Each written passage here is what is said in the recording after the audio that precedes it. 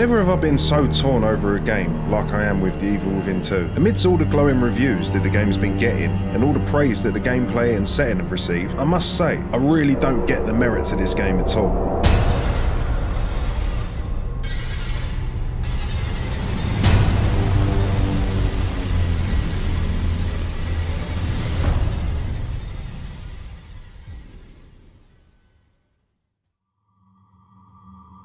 First of all, it's got to be said, the first game wasn't received well by the masses. It pleased the survival horror fanbase somewhat, and it filled a gap in the market at a time when horror games seemed to be taking a back seat. But for all the flaws that the first game had, I enjoyed playing it. It always gave you a sense of dread and kept you guessing the entire time you played it. This isn't going to be everybody's cup of tea, but the horror genre itself isn't everybody's cup of tea either, so mixed reactions are expected. Whatever they tried to do in the first game seems as though they've scrapped it for a more one-size-fits-all kind of game that borrows heavily from other bigger titles that are seeing success at the moment. The everyman hero caught up in a fucked up situation has been replaced by I'm the badass that's going to save the day for my own selfish reasons. Closed atmospheric environments have been replaced for the most part by fragmented chunks of self-contained areas that seem detached from the plot, all held together by an uninspired hub world. Everything they tried to do to give the game wider appeal, in my opinion, it stripped the game of any identity that it once had and replaced it with a generic I'm trying to be everything to everyone kind of game. Don't get me wrong, the game does do some things pretty well,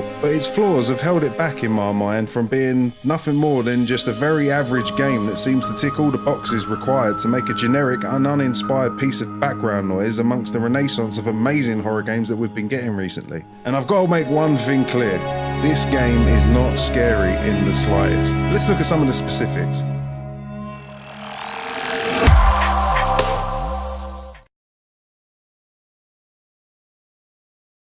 For the most part, the look of the game is pretty good, but it does get lazy in places. The NPCs have a lifeless look to them. It doesn't look like a great deal of time has been spent on some of them, whilst other characters look like they've been made to the same standard as the main character. Whilst they kind of get the job done and don't have any real impact on the game, the enemies are a different story. The zombies, or whatever they are literally a rip-off of the clickers from The Last of Us. Most of the enemies just look like the average monsters from any other game. A scary lady with multiple heads, a Grim Reaper looking thing that makes smoke go everywhere. They're bland and they're nothing new. That's not to say that all the enemies suffer from this lack of design. There's this camera face thing that's terrifying, and it's one of the better looking bad guys that I can think of. But then you've got the rest of the monsters that just look like rejects from Resident Evil 4. The main area of the game, Union, is the hub world that gets you to the missions. I'll talk more about how this works in a bit, but for now let's just talk about how it looks. This looks like a town that has been made by a piece of software like SpeedTree. Everything just seems random and never makes you feel like it was an actual place, even though it kind of ain't. I mean, it doesn't feel as if it was designed with any gameplay mechanics in mind other than to just be a hub world with assets randomly scattered around everywhere. Never did I feel as though it was designed for me to take advantage of and have fun in. I mean, Mario 64 managed to do this all them years ago, and nowadays this is the best they have to offer. On the plus side, when you get into the actual stages of the game, things do get better. These areas look as if they've been made meticulously with gameplay in mind, setting you up for whatever scares the developers had up their sleeves. Spoiler alert, there aren't many. Some of the art pieces that you find around the game look incredible. And some of the enemies, like the camera face guy that I was talking about earlier, really do creep you out of how twisted they look. So all in all, the look of the game's quite spotty. Some areas look like they need that last lick of paint, while other areas look amazing and creepy as fuck. But the mishmash of this just took me out of the game and stopped the scares from being scary every time.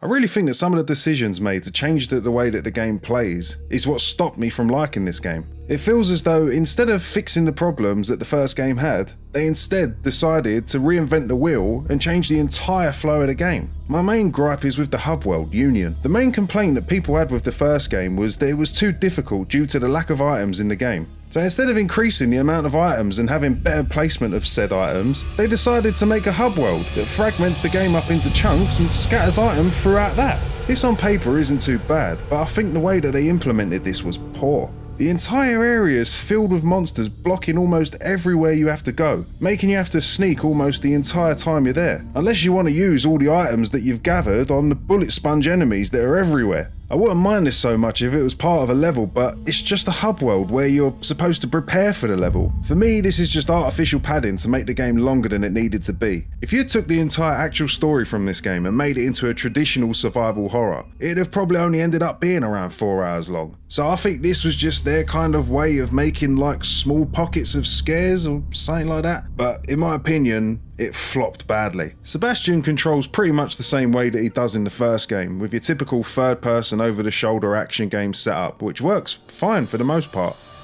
until an enemy gets close and all the weapons spaz out and stop working. And you'll have to get used to that because the enemies have very specific hitboxes, meaning you're going to waste a hell of a lot of ammo for no reason. You do get help from the occasional environmental obstacle, like pushing over a red barrel that spreads petrol over the floor, which you can then light and set everything on fire, which when done correct, can make for some pretty cool moments of planned out action. But again, that's only when it works. The amount of times I shot the petrol on the floor just for the game to not register the bullet hitting was infuriating. Bosses are also pretty bad in this game. Near enough every boss fight I had in this game made me feel as though I'd cheesed my way through it. Or in one case, I literally ran around in a circle for about half an hour waiting for respawning ammo to appear, just to have any sort of attack to hit him with. The weapons are the standard stuff you're used to, but also having alternate versions to help spice things up, like silenced pistols or a double-shot shotgun, which leads me to one of the other annoying parts of this game. Everything needs to be crafted, and the game is not very liberal in the amount of crafting items that you receive. Most of the time, I could make at most 3 to 4 bullets for one weapon. This could have been the way that they fixed the problem from the first game by just making more pickups, but instead, they filled the game with crafting items that don't amount to much for the amount that you pick up. Call this a nitpick, but getting to the crafting screen just to see that you can make 1 or 2 bullets after picking up a whole heap of items just gets boring pretty quick. It feels as though they have tried to lift the crafting system from The Last of Us but applied it to every single item in the game rather than making specific items that can help you out, that also make sense to be crafted in the first place, like the nail bomb in the can. That's half believable, but in this game he just seemed to be able to make shotgun bullets from stuff that he had in his pocket, and that's bloody stupid. The upgrade system for your character is decent, but kinda goes against how the game would like you to play. To upgrade your character, you need to collect green gel, which is dropped by dead enemies, which makes no sense to me because the game wants you to play stealthily and conserve your ammo. So you either have an upgraded character with no ammo, or tons of ammo but a weak character that will die after one hit. It just seems a little bit silly to me.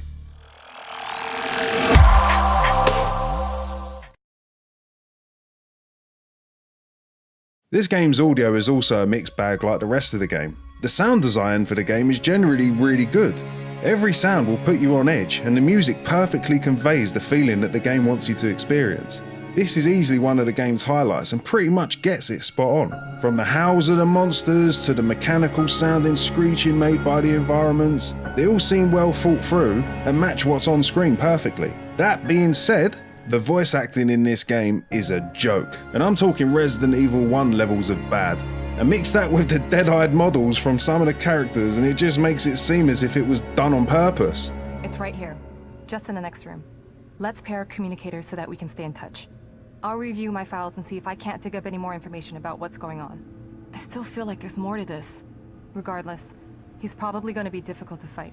On top of that, you constantly have Sebastian muttering pointless rubbish that adds nothing to the atmosphere, or even give you any insight into the current situation. This was another aspect that they tried to live from Naughty Dog games and failed at it miserably.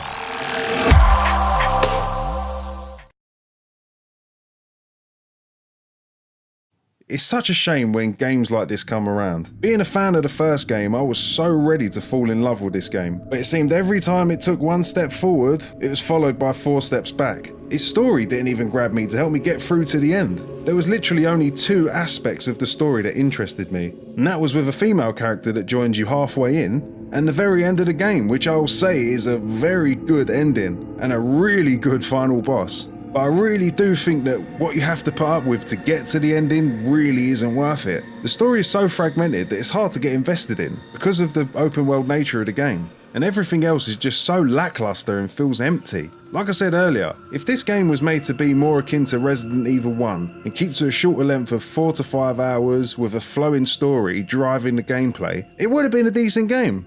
But all the additions that they've added to make it able to float in the sea of games that it's trying so hard to emulate just comes off as bland and annoying for the most part.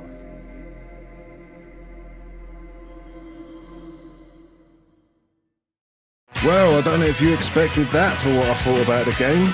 Most people love this game, but I just really didn't. Tell me what you thought about the game in the comments below. If you like this video, give it a thumbs up, and if you're not already, press the subscribe button, and I'll see you in the next video.